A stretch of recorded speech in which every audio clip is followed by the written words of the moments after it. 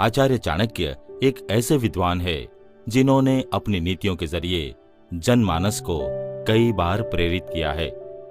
इनकी नीतियों के माध्यम से व्यक्ति के लिए अपने जीवन में कई तरह की बाधाओं को पार कर पाना बेहद आसान हो जाता है।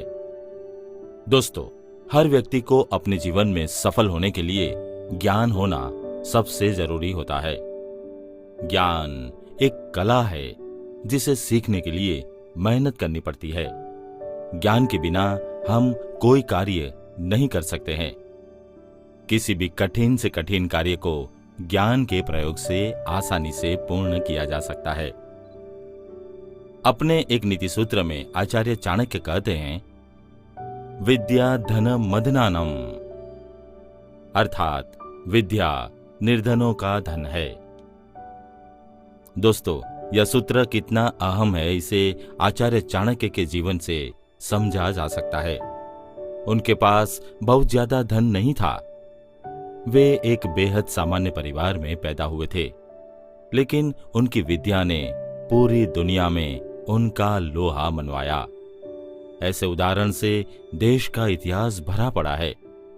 सामान्य परिवार में पैदा होने वाले और बेहद सामान्य परिवेश में पलने बढ़ने वाले लोग अपनी विद्या यानी ज्ञान के बूते बेहद सफल रहे हैं। दोस्तों, धन तो नश्वर चीज है। आज है, संभव है कि कल न रहे। बहुत बड़े बड़े धनी समय की मार को बर्दाश्त नहीं कर पाते हैं और अपना धन गंवा बैठते हैं। कहा भी जाता है कि धन किसी का नहीं होता। धन का स्वभाव ही चंचल होता है। इसलिए धन की चिंता ज्यादा न करते हुए विद्या यानी ज्ञान अर्जित करने पर अधिक जोर देना चाहिए, क्योंकि ज्ञान एक ऐसी चीज है जो बीतते वक्त के साथ नष्ट नहीं होता और न ही इसे कोई चुरा सकता है। दोस्तों, आचार्य चाणक्य कहते हैं कि कामयाबी पाने की इच्छा रखने वाले लोगों के लिए ये बेहद जरूरी है कि वे ज्यादा से ज्यादा उपयोगी ज्ञान हासिल करने के लिए निरंतर प्रयासरत रहें। ज्ञान कभी बेकार नहीं जाता।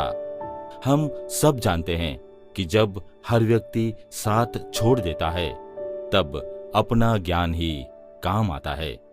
अपने ज्ञान और हुनर के बूते व्यक्ति किसी भी देश और काल में कामयाबी का परचम लहरा सकता है। इसीलिए हर पल कुछ नया सीखने की चाह रखिए। यह एक सफल व्यक्ति की पहचान होती है। दोस्तों, ज्ञान केवल हम शिक्षा को नहीं कह सकते। किसी भी वस्तु के बारे में जानकारी को ज्ञान कहते हैं। ज्ञान के माध्यम से हम हर समस्या का समाधान आसानी से कर सकते हैं। आइए, इस नीति के अनुसंधान में मैं आपको एक कहानी सुनाता हूं। किसी गांव में एक बूढ़ा रफूगर रहा करता था। गरीबी के कारण वह शहर जाकर नहीं बच सका।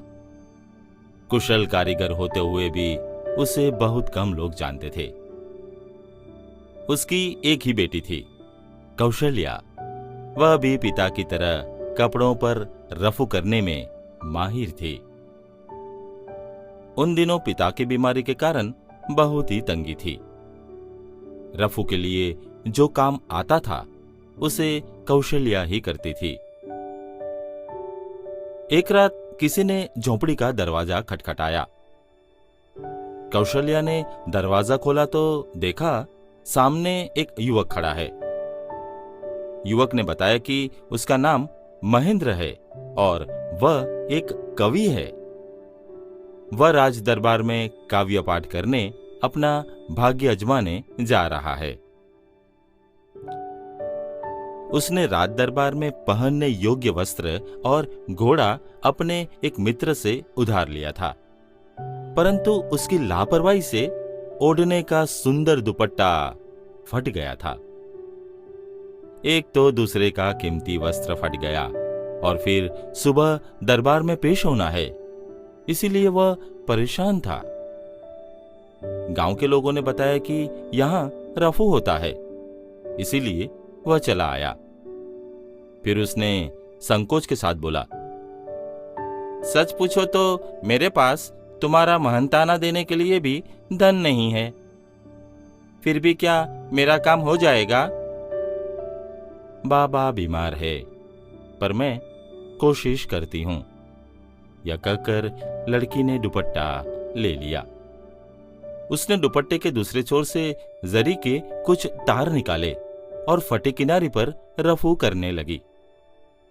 सारी रात मेहनत करके किनारी के ताने बानों को ज्यों का त्यों गूंथकर उसने दुपट्टा रफू कर दिया। कौशल्या ने दुपट्टा तैयार करके महेंद्र को दे दिया। उसने दुपट्टा देखा और देखता ही रह गया। लड़की की उंगलियों की कारीगरी पर वह अचंभित था। दुपट्टा कहां फटा था, पहचानना मुश्किल ही नहीं, नामुमकिन था। वह उसे ओढ़कर राज दरबार की यात्रा पर चल पड़ा। रास्ते में वह मन ही मन रफूगर लड़की की प्रशंसा करता जा रहा था। राज दरबार में पहुंचने पर उसने देखा कि वहां अनेक कवि मौजूद है। एक एक कर सबने कविताएं पढ़ी। फिर युवक महेंद्र की बारी आई। उसने कहा, राजन, आज मैं वह कविता सुनाऊंगा जो मैंने कल रात अपनी यात्रा के दौरान लिखी है। फिर उसने कविता सुनाई जिसका शीर्षक था वह रफूगर लड़की। कविता की नायक थी एक निर्धन रफूगर लड़की जो कला की सच्ची साधक थी। सारा दरबार और स्वयं राजा भी कविता सुनकर गदगद हो गए। कविता सबके दिलों को छू गई। राजा के पूछने पर महेंद्र ने कहा, महाराज, वह रफूगर लड़की अद्भुत कलाकार है। उसके हुनर का नमूना मेरे इस दुपट्टे की किनारी पर है। राजा ने स्वयं दुपट्टा देखा। उनकी समझ में नहीं आया कि रफू कहां हुआ है। उन्होंने कहा, युवक, आज तुमने अपनी कविता के जरिए एक छिपे हुए कलाकार को पहचान कर उसका सम्मान भी किया है। हमें खुशी है तुम्हारे जैसा सच्चा कवि और कौशल्या जैसी कलाकार हमारे राज्य में है। कौशल्या और उसके बाबा को दरबार में आदर सहित बुलाया गया। राजा ने उनका और कवि महेंद्र का सम्मान किया। उन्हें पुरस्कृत कर कई उपहार भी दिए।